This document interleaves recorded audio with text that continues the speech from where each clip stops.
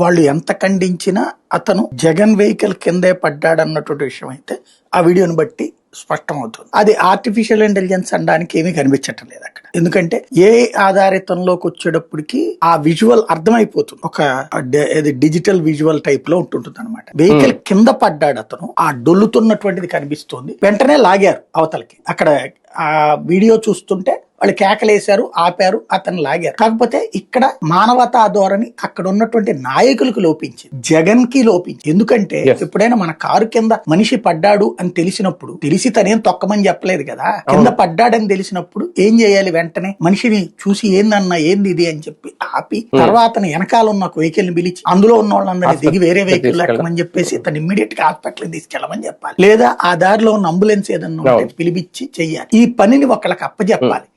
ఆ తర్వాత అతని కండిషన్ ఎట్లా ఉంది అన్నది కనుక్కోవాలి. అప్పుడు అతను మాట్లాడాలి జగన్.